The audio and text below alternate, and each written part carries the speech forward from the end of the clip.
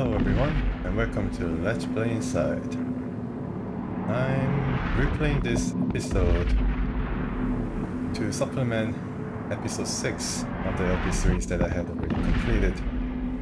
Due to the fact that there was no game audio included in it, and a viewer had brought my attention that there was a mistake in the recording of the audio part of this episode, and I checked, and then I certainly forgot to tick the box somewhere that the game audio didn't record, and I tried to go back and find the episode in question, the game recording that I did, but I wasn't able to find it. It was long gone, erased. I don't know why I erased it. Still had plenty of hard drive space, but it's a kind of bad habit, I don't know why. But after I finished the LP series, I tried to go into kind of cleaning the hard drive up, and I don't know what really made me do it, but I erased all the raw recording videos that I did for Inside. And then I have to re-record it. Well, I decided to do it because I don't mind playing this game in the most well-designed segment in the mid phase of the game, and I definitely enjoy this part, so I like to play the game, and also just try to do the right thing and complete the episode with everything intact. I checked the other episodes, the game audios in other episodes are intact, fortunately. I just have to record this and then see if they fit. And I did make note of where I started, where I ended. This particular point, after I have solved this puzzle to open the way into this, blast furnace type of segment, it is actually a bit earlier than the chapter that is marked in the load section of the game. I had to come back a bit, but yeah, this is where I started in episode 6, and I really do wonder why I ticked the box off for the game audio. Has to be, I don't know, maybe I thought that this particular sequence was too loud, so I was trying to reduce the audio a bit. As you can see, it's pretty loud, and I couldn't really hear my voice, I guess, so I tried to reduce it, but then I turned it up entirely, so I guess that's what happened. But I'm sorry, I try to make sure that I get the full experience represented in this, including oh my goodness, it was close, but yeah, including being killed like this. Very gruesome. Yeah, if you jump up, I guess you end up in more giblets than it would be if you just slump over the railing and drop to the ground. Yeah, and this was a very, very exciting part of the game with a lot of physics and a lot of explosions. Playdead, the developer of this game, has updated the game since I finished the LP. I don't know if they made it hard or anything like that, but checking out their release note, it seems like they made it so that the controls a bit better. We certainly removed some of the dead zones on the controller, as well as making the Xbox One controller a bit more compatible when it comes to force feedback and rumbles. You can definitely feel the rumbles here. Feels very tactile. And yeah, this particular puzzle, I had a lot of trouble in this. I think I had to edit some parts out because I think it took around 5 minutes for me to get through this part. And then the trick is try to activate this as soon as you hear the blast, even before the effect of the blast takes place. And then then you can sort of hide behind this contraption, and then you can hear the musical cue, the change that you've done something right. But it's not over yet though. You have to follow this definitely and try to get it. Yeah, try to make it block it for you the second time. And now you're past here. Oh yeah, and this particular puzzle, well, it's not really a puzzle, it's just a timing thing, but after a few seconds, yeah, a few seconds after blast, you can activate it and then you'll be able to use it when the blast has passed by. Yeah, alright, so we passed the first part of this so-called blast area. And this is the second part. It's really nice, a lot of things going on here in the background and foreground. And these test dummies are flying about. Yeah. And I really love how the soundtrack incorporates some of these blast effects into its soundtrack. Seems like it's in sync or something. Yeah, I just try to do it next time because this guy has to build up a bit of momentum to push this very heavy door. Yeah, wow, careful there. You're not damaged by this shrapnel, but very interesting. And then the shrapnel seems to be affected by the blast, regardless whether the door is blocking it or not.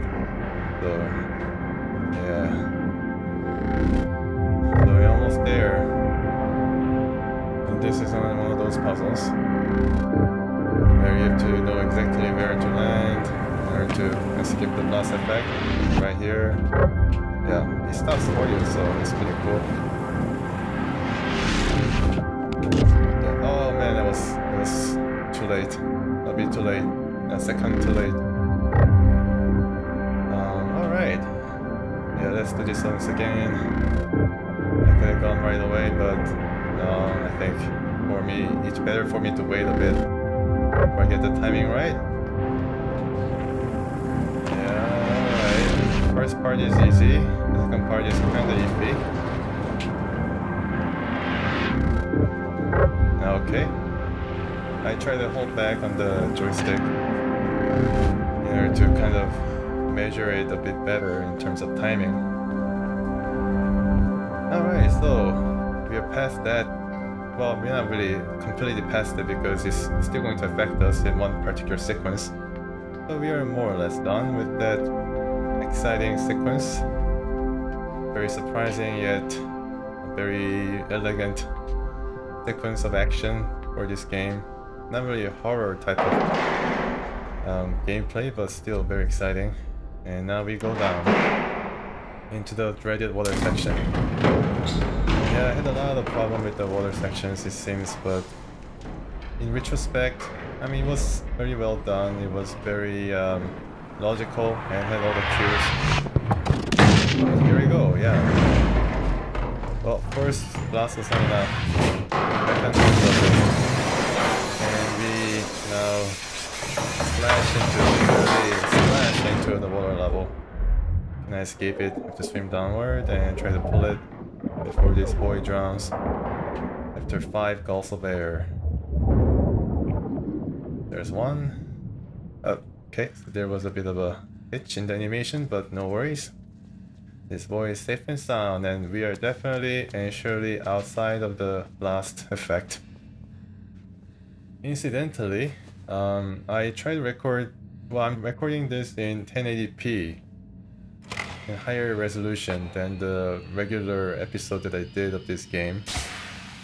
And initially I thought that 30 frames per second for this resolution was good enough because 720p seemed to work fine, but after I recorded this episode, I checked on the quality of the recording, and 1080p, it seems like it really requires 60 frames per second. And oh my goodness, that was unfortunate. Yeah, you gotta be rather fast, because if you wait until the rope is standstill, I think there's really no way for the boy to hold on to from the jumping from the platform. Yeah, 60 frames per second definitely works for this game. Far better than I think other games that I played. Like you know, 2D top-down strategy games. I mean, 30 frames per second does the job, but in this game, I think okay, Barely done. Okay. Yeah, but 30 frames per second really doesn't do this game justice with a lot of fluid animations, and as you can see, a lot of physics effects in the background and a lot of fluidity to the whole thing. So I'm recording this once again in 60 frames per second. I hope that you'll be able to enjoy the jumping quality from the usual setting. Just seeing what kind of difference it makes, the extra frames, although it's like 100% more frames. I think I could have done a bit more in terms of you know, recording settings. When I started this LP, should have gone for 1080p from the start, I think. And here you can see the merman. Yeah, I thought that it was mermaid first, but I think this is more or less a merman, really. I mean, the features themselves really does not tell exactly what gender this particular creature is. I kind of feel right now, I think I explained my, but I thought that this was like symbolism of the Playdead failed games, or failed projects in the past, coming back to haunt them or something with long hair and everything. But I think, I mean, in more literal sense, I think it's maybe the boy's twin or something. I mean, there's definitely a connection between these two.